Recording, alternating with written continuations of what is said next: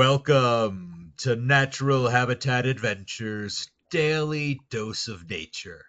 Today's topic: lessons from the world's first genetic rescue of a tiger population, presented by NatHab Expedition Leader Aditya Panda. I'm your host, Rob Mess. Thank you for joining us here today. Take it away, Aditya. Thank you, Rob, and hello, everyone. It's the last day of January, but it's my first webinar of the year, so Happy New Year. I've been having a busy season. It's right in the middle of the Grand India Wildlife Adventure season here in India for us at NatHab, and I just finished a trip 2 days ago, and you know a lot of times on my webinars, I mentioned that this is my favorite trip that we do in India, and am I enjoying myself? So today I've got a very interesting story to tell you, and it's a long story, but that I'll have to tell in a short period of time. So I'll try and not waste too much time on formalities. But before I get started, I would like to introduce myself again for those of you who are watching one of my webinars for the first time. My name is Aditya Panda, and I have been leading NatHab expeditions here in India since 2016.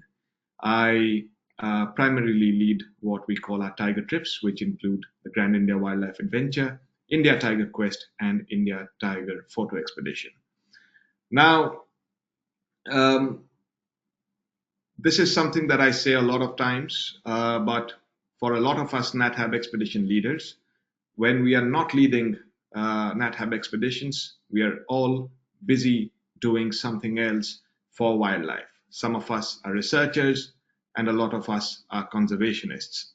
I am based in a state called Odisha in eastern India, and when I'm not leading NatHab expeditions, I focus my energies, my time, and my effort in tiger and elephant landscapes here. I am quite deeply involved as a conservationist with the state establishment, and I serve as an honorary wildlife warden, besides sitting on a bunch of committees that allow me to have a role in policy making for wildlife conservation. Now, the reason why I'm going into such detail about my involvement with conservation in my home state is because today's story is a story that I am being able to tell you because I have had the privilege of being a part of that story. And it is a really interesting story. Now, if you look at a satellite map of India, you can, anybody who's familiar with the forested landscapes of India or the tiger reserves and tiger landscapes of India, you can actually see them from a satellite map. We have 5 primary tiger landscapes in this country, the largest of which is the Central India and Eastern Ghats tiger landscape, and it is one that we visit quite a bit on our expeditions here in India. North of it and at the foothills of the Himalaya, all along the border between India and Nepal and farther west lies another legendary tiger landscape called the Terai Arc tiger landscape. Down south, we have the Nilgiris and Western Ghats, and in the northeast, adjoining Southeast Asia, we have the Northeast Hills and Brahmaputra floodplains tiger landscape, the region where the world famous Kaziranga National Park and Tiger Reserve is. And also, a rather unique tiger landscape is the largest delta in the world, the delta of the Ganges and Brahmaputra rivers, which creates the largest mangrove forest in the world and the only mangrove habitat where tigers exist. And that is called the Sundarbans tiger landscape that spans the borders of India and Bangladesh. So the reserve And the setting of today's story is based in the central India and Eastern Ghats tiger landscape. Now, if you look at a satellite map of India, as I was mentioning, you might be able to pick up the tiger landscapes. But unless you are really familiar with a particular tiger reserve, it might be a little difficult to identify it as part of a unmarked swathe of green. But there is one reserve that stands out even as you look at a map just from a satellite picture. Now, move your eye to the right-hand side, to the east of the central India landscape, and you will see the state called Odisha. And that is the state I am from. And if you look at the northern part of Odisha, you see this massive green blob, which is one of India's largest tiger reserves. And that tiger reserve is called Similipal. Similipal is not all that well known because it's been off the safari circuit for the longest time, but it is a tiger reserve with a tremendous amount of pedigree. Um, as I was mentioning, it is a massive blob of green. It is a pretty large, compact landscape in itself. It is so large that it actually impacts the arrival of the southwest monsoon on the east coast of India. It is so large that it actually creates its own little weather systems, and inside the reserve, there are times when there are localized thunderstorms and rainfall patterns in certain pockets. It is that dense and that large, and it is also a region with a climate system of its own because it is also at an elevation. Simlipal is, biodiversity hotspot. It is a biosphere reserve. It is a tiger reserve. It is an elephant reserve. It is a wildlife sanctuary. And when I say wildlife sanctuary in an Indian context, that means more like a state park. And part of it is also a national park. It is a compact landscape that spans 5,500 square kilometers, which is pretty large in an Indian context. And of these 5,500 square kilometers, 1,200 square kilometers are what we call inviolate tiger habitat. Simlipal, because of its unique geography and climate, uh, exhibits a high amount of endemism. So you have orchids, for example, that are found not only in Simlipal and nowhere else, but there are even orchids that are found just on a particular mountain in Simlipal above a certain elevation and nowhere else, even inside Simlipal. Um, there is endemism that has been observed in frogs as well. And it is sort of like a confluence of different biogeographic regions of India, in that uh, there are certain species that were once believed to be unique to the Himalayan region, but were found in Simlipal and nowhere else between the Himalaya and the Simlipal or anywhere around. And similarly, there are certain species that were once believed to be endemic to the Western Ghats in southern India, but are now they've now been discovered in Simlipal as well. So a very, very interesting, a very, very unique sort of a tiger land Simlipal is. And speaking of tiger land, Simlipal has every element of a textbook tiger habitat.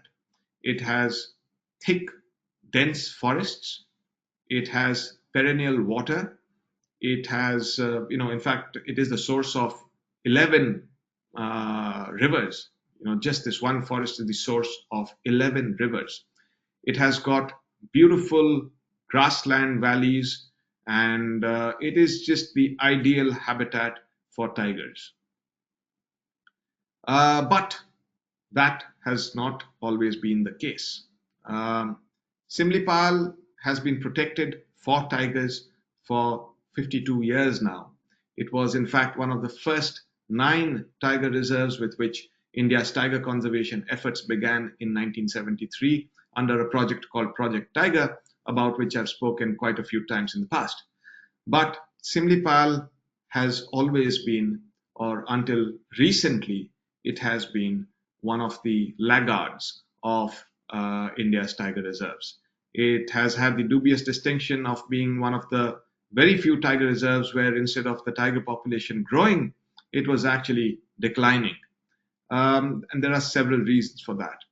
Um, for starters, Simlipal has not been part of the um, uh, excellent ecotourism and wildlife tourism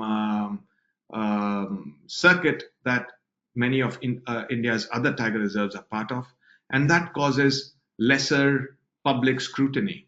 That if people don't visit a place, or if people were not visiting a place for a very long time, no one goes and no one sees, so no one knows what's happening, and one is forced to believe whatever the authorities tell us. And very few people like to admit to bad news. So Simlipal suffered for a good 40 or 45 years of its 52-year history, and we saw tremendous amounts of poaching in the reserve. A lot of elephants were killed. Even tigers and leopards were killed. And the key valleys, which should have been uh, you know high quality grassland habitats for deer and wild pigs to occupy, they were occupied by wave after wave of people immigrating into the landscape, and bringing these valleys under the plow and cultivating them and setting up villages, which led to wildlife habitat being lost. Um, a tremendous amount of bushmeat poaching, particularly high bushmeat poaching in that region, has been one of the key reasons for the decline of tigers in that area. And in what seemed to be the final nail in the coffin of Simlipal in 2009, we actually had a massive armed attack on the park and its personnel by left wing extremists. Those of you who know about India, read about India, know that there is a problem in certain areas with left wing, far left extremists indulging in insurgency. And we had an attack on the park in 2009 where range offices and park infrastructure were blown up, and the staff and the personnel were beaten and chased away from the park. And that really seemed to be back then the final nail in the coffin of Simlipal. And those of us who had been worrying about the future of Simlipal were just about ready to give up hope. But that was not what happened. The park management and the state wildlife department, under tremendous pressure from the conservation community across India and the world, decided that this far and no further. That that event was the last wake up call that was needed, and they decided to pull their socks up and do something to revive Simlipal. We had some phenomenal wildlife officers, some phenomenal forest officers who decided to go back into the park and inspire the field personnel to take back their posts, despite the fact that it was not yet considered safe for reoccupation. They not only went back and took their posts, they actually improved and with more zeal than ever worked towards the protection of the park. And most importantly, they decided that it was time to make the valleys and grasslands of Simlipal available to wildlife once again. And despite the warnings of the left-wing extremist attackers, the park management started a dialogue process with the villagers who lived inside the park and offered them the advantages that India's highly successful voluntary relocation program has for the potential that it has for absolutely changing the lives of communities that through an accident of geography have been isolated in remote forested areas with no access to the benefits of the outside world, like markets, like hospitals, like schools, like basic infrastructure like roads. And once the dialogue process began and the benefits of the relocation package were explained to the people understood that it was an opportunity to really change their own lives. They were to be given a life-changing amount of money, and they were offered land within the Simlipal landscape, but outside the core area of the park. And it was a win-win. They could move closer to civilization. They could still depend on the forest for their traditional way of life, yet they would get a life-changing amount of money that would permanently change their financial situation. And at the same time, we would have fantastic habitat made available for wildlife again, so that animals such as these spotted deer could revive and build a strong prey base on which Simlipal's tigers and leopards could thrive. And sure enough, the number of spotted deer skyrocketed, as did the number of sambar deer, which is one of the most important prey species for tigers. And gradually, the tigers began to revive. Now, no one knows how bad things had gone, at their absolute nadir. But it is believed that in that period between 2010 and 2014, Simlipal was perhaps left with only 4 tigers, single digit, only 4 tigers, of which only one was a male. And from those 4 tigers, the tiger numbers in Simlipal has begun to revive. Now watch this video and I'll talk to you about it later.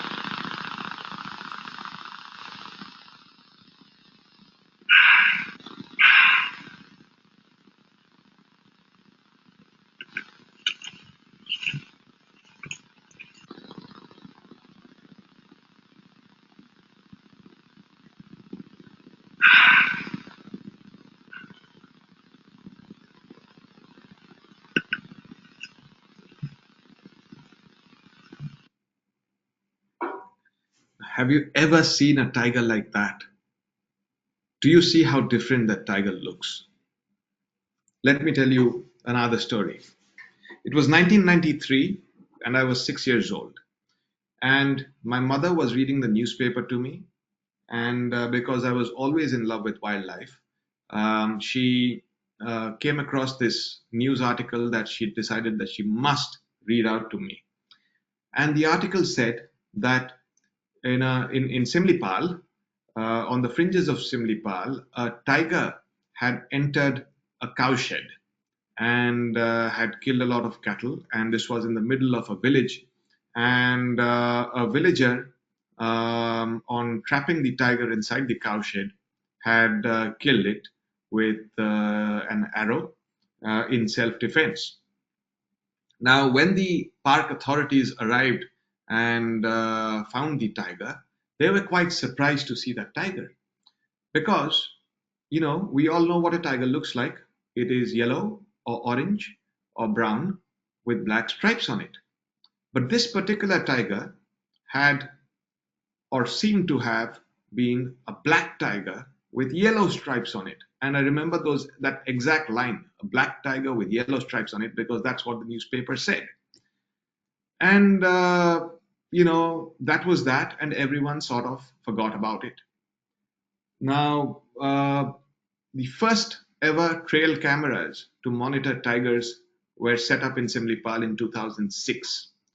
And in 2006, this picture that you see on your screen was the first ever photographic proof of the existence of these so-called black tigers.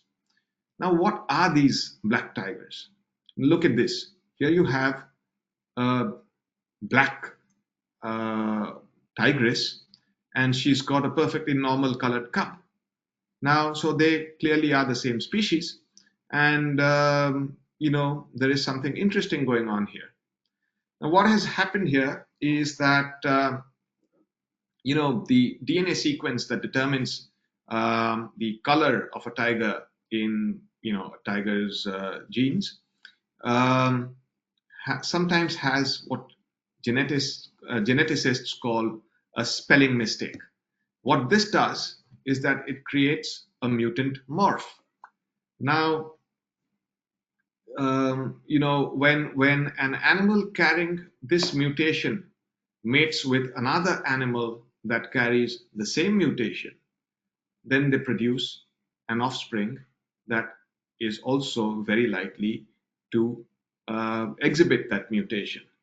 And we have not seen this mutation anywhere else in any other tiger population except in Simlipal. So this mutation known as pseudo-melanism, because true melanism would be like a black panther or a black leopard, where the animal is actually jet black. We haven't seen true melanism in tigers, but we do see this pseudo-melanism quite often in Simlipal's tigers. Now, this picture was taken, I think, last week by a tourist, because now Simlipal is open for tourism and safari. That's one of the most important decisions that was taken to help revive the reserve and create opportunities for communities around it. So this picture was taken by a tourist last week, and here you see a pseudomelanistic cub along with its normal colored sibling. So very interesting. Now, I did mention to you that Simlipal had been reduced to merely 4 tigers about a decade and a half ago. That number has now increased from 4 to about 30 animals, 30 adult tigers, and there are presently close to a dozen and a half cubs, if not more. Now, one thing that we have been observing now, with trail cams now being used routinely for tiger monitoring, is that earlier, in the 90s, when a black tiger was reported in Simlipal, very few people believed it, and even fewer saw one. But now, more than 60% of the tiger population in Simlipal is exhibiting this pseudomelanistic morph. And that is a sign that the tigers in Simlipal are probably inbreeding, because had this been part of a larger tiger metapopulation, had other tigers from other unrelated populations been coming into Simlipal, and tigers from Simlipal would have been going out of Simlipal and merging with other tiger populations, then there would be enough genetic variation that this pseudomelanistic trait would get diluted within the population, and it would show up in extremely few animals. But the fact that the number of pseudomelanistic individuals within that population is increasing is a sign that that population is getting more and more inbred.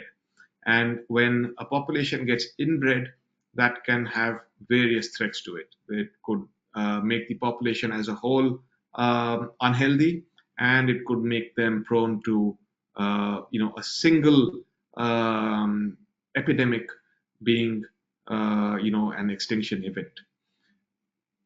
Now, if you look at Simlipal on the map again, and I have marked 2 other rather prominent source populations of tigers within the same landscape, Kanha and Bandhavgarh in central India, both of which we travel to on NatHab expeditions. Now, if you look at the map, you see there is what you would call structural connectivity, which means that there are forest landscapes or habitat landscapes between Similipal and Kanha and Bandhavgarh that connect the three parks together. But because of various other reasons, such as the absence of any other stepping stone or any other tiger populations in between this cluster, and the distance between them. You see, Kanha and Bandhavgarh are right in the center of central India, while Simlipal is to the far eastern extremity of it. And there are no other tiger populations in between, as I was mentioning. So that has meant that the distance is actually too far for successful or sufficient number of tigers to be exchanged between these three tiger populations. So what that effectively means is that Simlipal has, for at least 40 or 50 years now, been an isolated population of tigers. The tigers in Simlipal have remained in Simlipal, and practically no other new tigers have come into that population for a very, very long time now. Long enough that the Simlipal tiger population is now extremely inbred. So, what do we do now? How do we rescue such a population of tigers? I mean, there is the habitat connecting Simlipal along with other prominent source populations in central India. But to make these corridors functional, what we need is a lot more smaller, if needed, but at least a few more tiger populations between Simlipal and Kanha and Bandhavgarh. But that's not easy to do. That's going to take many, many years to bring that sort of tiger revival in this part of the landscape. So, watch this video now.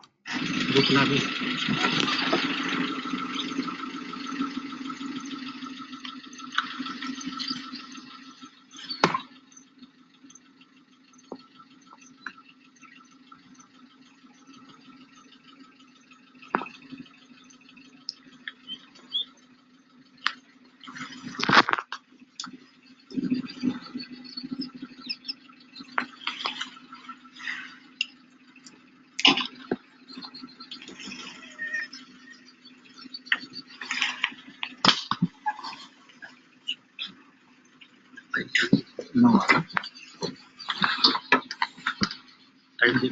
No water. No water. अरे video ले यार क्या है ये video ये कैसे ले लो उसका निकाल रही हो निकाल दिया डार्ट निकाल दिया नहीं निकला नहीं उसका This is a tigress being tranquilized in a central Indian reserve called Tadoba.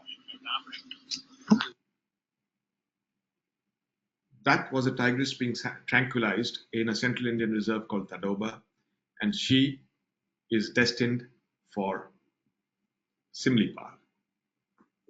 We decided that in the short run, the best thing to do would be slightly risky, but worth the risk. And that would be to bring in tigresses from other unrelated populations into Simlipal so that they could mate with males from Simlipal and produce cubs that had a different and much more diverse genetic makeup than the tigers that exist in Simlipal. And we decided to do this over a 3-year period where we would get 2 tigers per year into Simlipal from other unrelated populations, and that at least in the short and medium run, that would diversify the Simlipal gene pool enough that the population would be safe and healthy. And that is how the first ever genetic rescue of a tiger population began. So we got our first tigress in November, and she was called Jamuna. And here you see Jamuna being released into what we call a soft release enclosure. So in the previous video, in the previous slide, you saw Jamuna being captured from Tadoba, and she was driven in a truck 900 kilometers to Similipal. And of course, before being put in the truck, she was fitted with a collar with a satellite tracker as well as a radio tracker.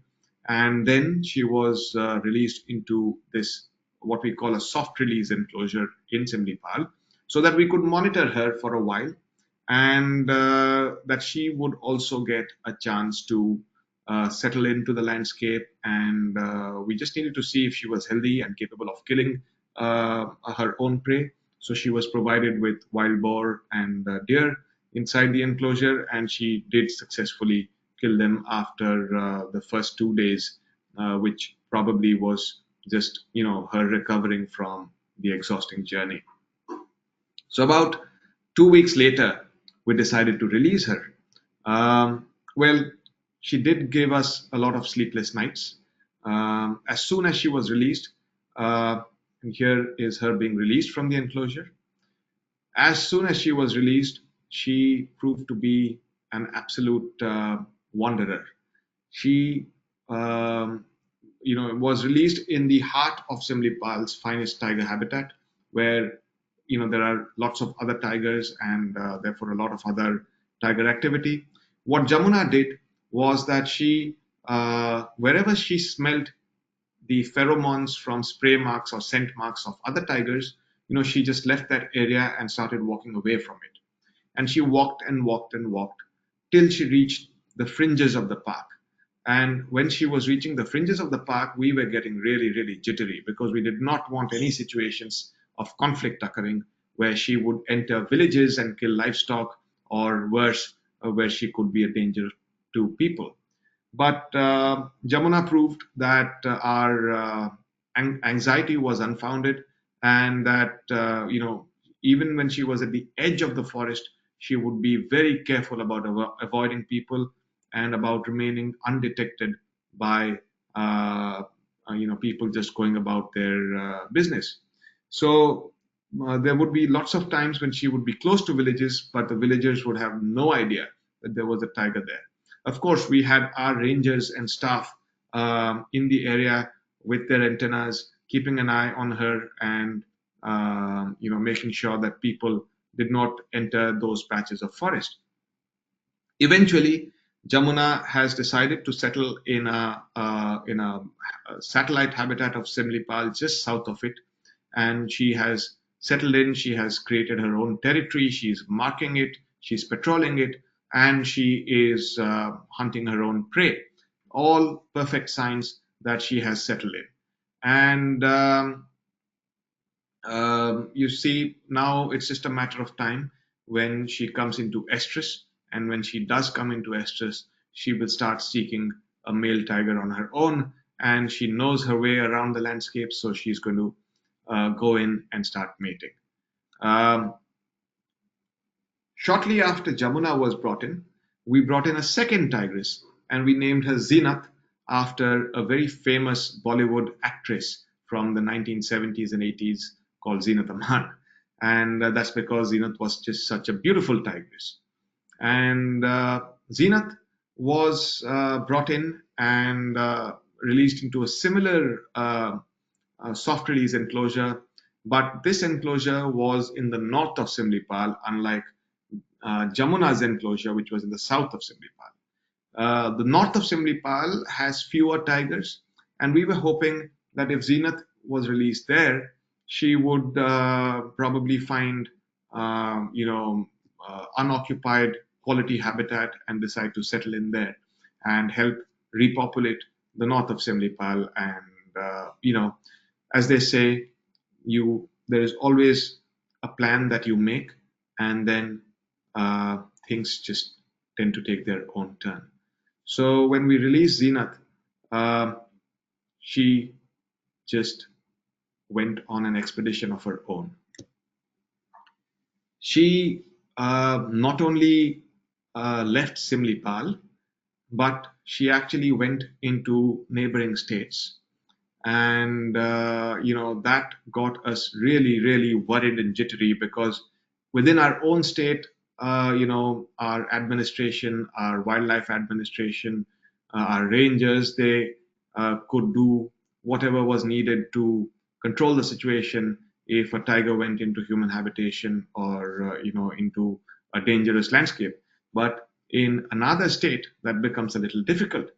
And not only did she go to a state called Jharkhand, which was in the north of Simlipal, but she actually went further and went into a state called West Bengal.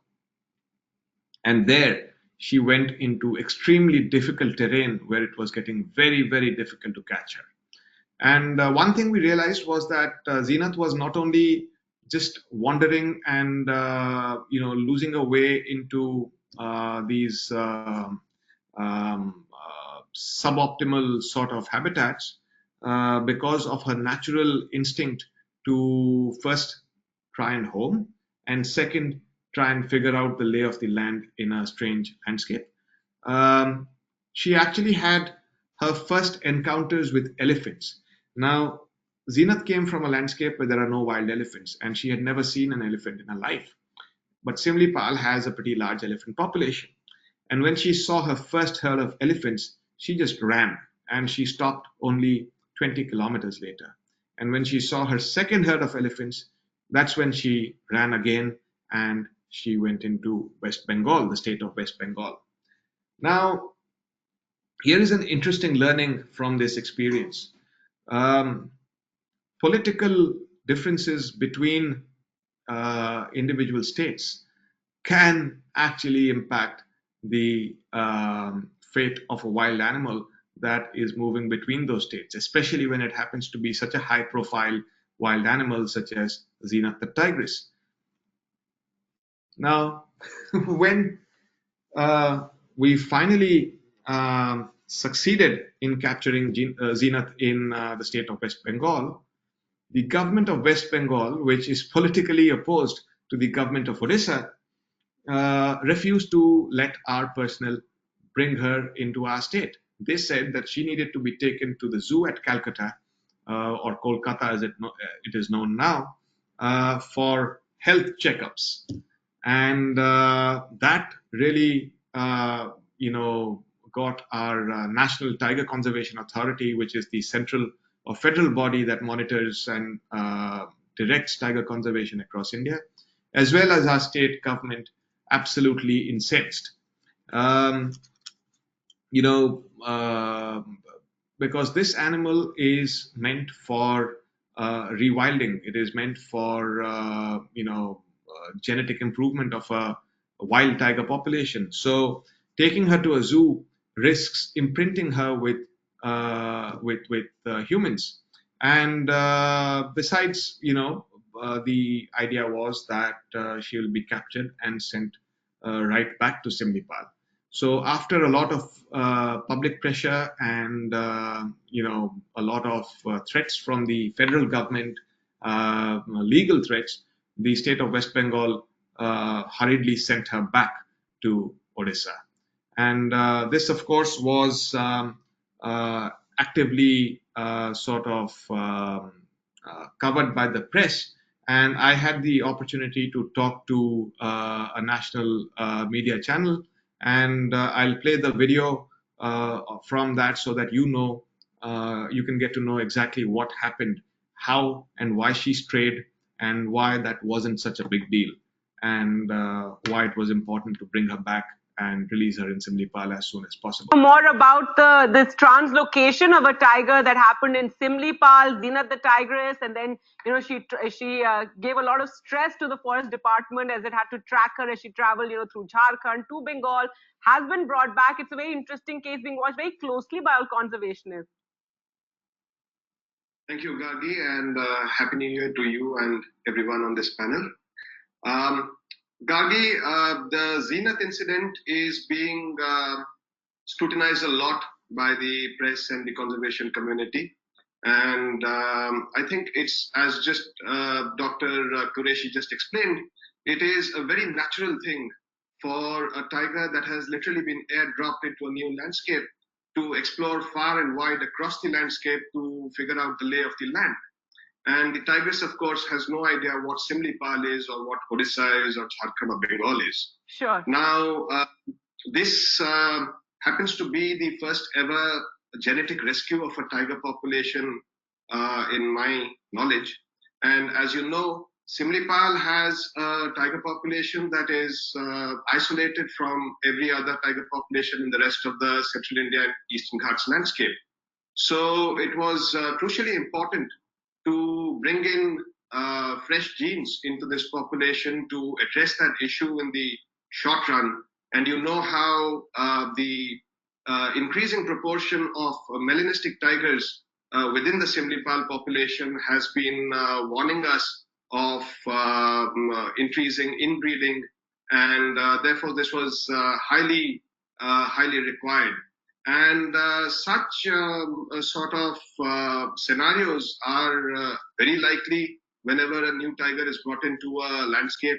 And the Similipal Tiger Reserve management was well prepared and totally anticipated this. All right. Well, yes, as you said, it is being watched very closely, and again, there shouldn't be too much criticism. It's interesting. It's a translocation. We are trying something. India is one of, as we've been emphasizing, one of the countries that has 75% of the world's wild tigers. Aditya Panda, for a long, Raza Kazmi, for a long time there has. So we finally did get her back, and soon after bringing her back, our chief wildlife warden called a committee, a meeting of the steering committee that monitors this project, of which I happen to be a part. And we decided that we really need to do some course correction. And, this is an experiment, and in experiments, sometimes mistakes do happen, and you learn from them and you implement those corrections. So here you see an aerial picture of the enclosure in which, a soft release enclosure in which Jamuna was kept.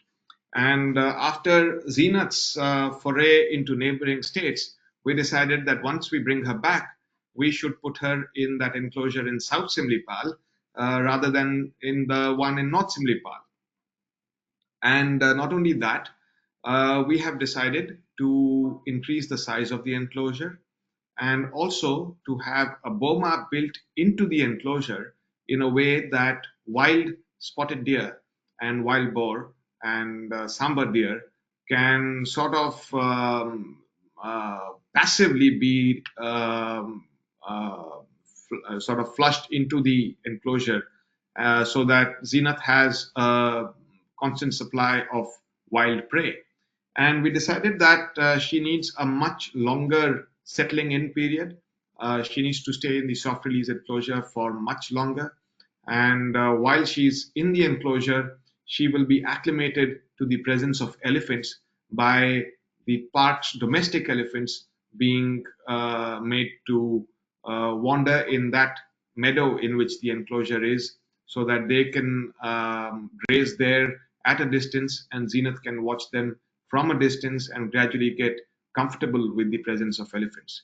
Also, we have decided to remove the electric fence that once surrounded the enclosure, as well as the shade nets that block the view from the enclosure, because we have been having the local male tigers coming and wandering close to the enclosure. And we have decided that we will only now release Zenith when we see the first signs of estrus in her, when we see her interacting with a wild male tiger through the chain link fencing of the enclosure. So once the electric fence is removed and the shade net is removed, it will be possible for a wild male to come right up to the enclosure and be able to sniff and interact with Zenith through the enclosure. And once we see sure signs of Zenith coming into estrus and engaging in courtship behavior with a local Similipal male tiger, that's when we will release her next. And once that happens, in that initial courtship period, she will be with the male tiger, she will mate, she will wander with him, and the local male can give her a good understanding of the lay of that land. And once she mates, she is far less likely to start wandering about. She would very likely just settle down in that area. And that is a very good area for a tigress to settle down in, because it's got plenty of prey, plenty of water, plenty of cover, and is ideal for breeding tigers. So yeah, so some of the lessons that we learned from this first foray into the world's first genetic rescue of a tiger population are that number one, it's very important to choose the right animals from the donor site, that is the site from which you are getting your new animals. The tigers that are to be brought in should be tigers that have no history of conflict with people, tigers that have no history of even killing livestock. And, ideally, it is said that they should be in that age in which they naturally disperse, the age in which they leave their mothers and naturally go wandering about looking for a territory of their own, which is, say, about the ages of 2.5 to 3 years. But from the experience we have gained from Jamuna and Zenith, we think that perhaps it might be better to get slightly older animals who are less likely to wander and more keen on settling down. Then, of course, we learned that cooperation and coordination between neighboring states is crucial, and it must be done in a professional way with no political influence, so that such high value animals can safely be translocated, and such that such high risk experiments can safely be conducted. Also, as I just discussed, larger enclosures and longer soft release periods, say 3 to 4 months instead of 15 days, would likely increase our chances of success. And when we get tigers from landscapes where there are no wild elephants, it is important to get them used to the presence of elephants. Also, because these tigers, once they're brought in, because these tigers tend to wander to the fringes, it is very important that protection and patrolling and monitoring on the fringes of the reserves be increased tremendously before the tigers are brought in. And of course, for long-term success of such projects, it is very, very important to win the support of communities that reside on the fringes of these reserves, and to engage them as part of the wildlife conservation process through livelihood generation, and especially livelihood enhancement through wildlife tourism. So, I've been working, as I said, closely with the park management and the state, and I have succeeded in convincing them to start wildlife tourism in Similipal in the manner in which we have been seeing it in other tiger reserves in central India and other parts of India. And, they have been very, very open to the idea. And on the 1st of October 2024, safari tourism was launched in Similipal. I had the privilege of training the first batch of guides and drivers in the park, and also in deciding the safari zones and which areas were to be, in basically designing the whole safari system in Similipal. So our hopes are high. Our fingers are crossed. Our rangers are working really, really hard to fix past lacunae, and to ensure that this experiment turns into a success. So with that, I would like to end my webinar, and I would love to hear what questions you have waiting for me. All right, thank you so much, Aditya. Now, before we start in with the question and answer session, I would like to remind everyone that you can submit your questions via the question field in your control panel. All right, let's dive into some of these questions. So, how come a male isn't brought in to continue to diversify the gene pool? That's a great question. The idea behind, I mean, when I first suggested uh, bringing in tigers from outside to enhance the gene pool, my first suggestion was to bring a male, because a male hypothetically can mate with multiple local females and produce, really help improve the gene pool. But then when we thought about it, we realized that, after many years, Simlipal finally has a successful breeding tiger population of its own. And that meant that we had a large number of young cubs in the park. And we did not want this generation of cubs to face any threats. We want to ensure, to the extent possible, that every single one of those cubs survives. Now, if we bring in a male from outside, there are several potential threats. Number one, males are far more likely to wander and wander farther than females. So, a male tiger brought into a strange landscape is very likely to escape that landscape if he doesn't feel confident in it. And if a male tiger just starts wandering, he can wander hundreds of kilometers. Also, should the male tiger choose not to wander, he would want to conquer the territory of an existing male, which would mean that he would also kill his cubs, which would mean that we would lose a significant chunk of the few cubs that we have in the park. So, with those thoughts, we decided that it would be safest to get females in the beginning. And once these females begin to settle and breed, then maybe we can get males from outside. Great, thank you so much for that. Yeah. So, what is the tiger capacity of Similipal? Well, if Simlipal is revived to its full potential, uh, at a very conservative estimate, I can say that it can sustain about 120 to 130 tigers. And, if Simlipal ends up surprising us like many other reserves have, then, in sustaining super high densities of tigers and prey, then it could probably sustain upwards of 200 tigers. Is there any possibility of expanding it or reestablishing wildlife corridors to other tiger-rich areas? Well, the corridors exist, the landscape exists, but the landscape and corridors have been so depleted by years and years of uncontrolled bushmeat hunting that we have what we call the empty forest syndrome. You have habitat, but not enough wildlife.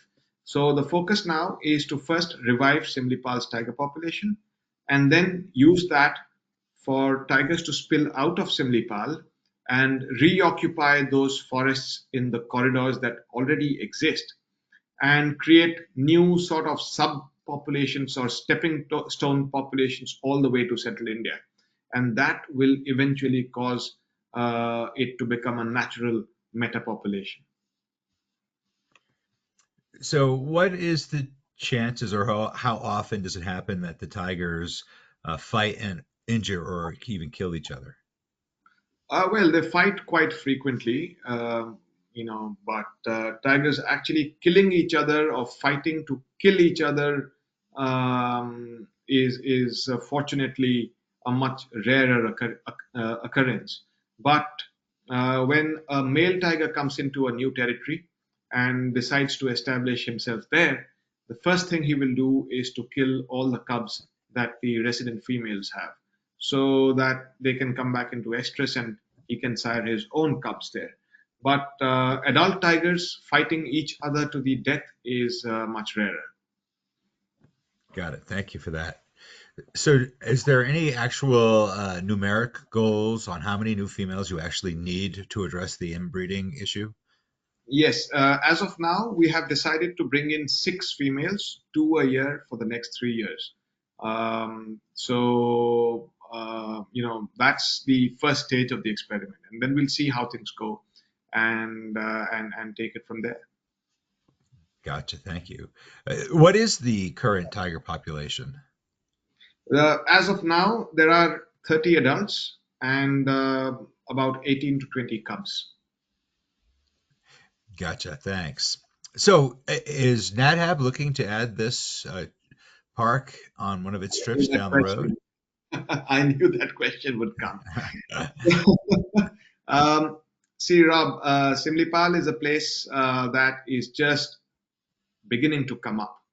And eventually, if we have good properties coming up there, and the park and the tourism opportunities there begin to stabilize and become streamlined, I'm pretty sure that NatHab will want to come to the only place in the world where you get to see black tigers. Absolutely. So, how do tigers and elephants typically interact? Well, typically they avoid each other. Tigers will sometimes try and stalk elephant cubs. They will try to seek opportunities to kill elephant cubs. But elephants, of course, are like tanks, and a herd of elephants will do everything it can to protect the cubs in it. So typically they avoid each other, but tigers are opportunistic predators, so they will try. But more often than not, they will end up getting chased away by the elephants. Great. Thank you for covering that. Well, unfortunately, that's going to be the last question that we do have time for today. So I'd like to throw it back to you for your closing comments. Thank you, Rob, and thank you to our wonderful audience for tuning in for this very interesting story. I hope you enjoyed it. I hope it answered a lot of questions in your mind about tigers and tiger behavior and tiger landscapes. And I look forward to seeing you on the next webinar. And, I'm pretty sure some of you must be traveling with us and probably traveling with me on the upcoming Grand India Wildlife Adventures through the rest of the season. So, look forward to seeing you. Thank you.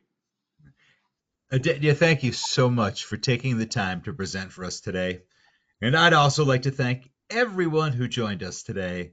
So if you are interested in information on how you can travel with NatHab to see tigers, please give us a call at 800-543-8917 or send us an email at info@nathab.com. Our adventure specialists are happy to help you out. And if you're part of a photo club and would like NatHab to speak to your members about nature and travel photography, email us at webinars@nathab.com. Join us Monday for our next daily dose of nature. You can check out next week's lineup, including registration links on our website at nathab.com/webinars. We did record today's presentation, and we will have the replay available on our website soon. With that, I will conclude today's webinar. Goodbye, everybody. We'll see you next time.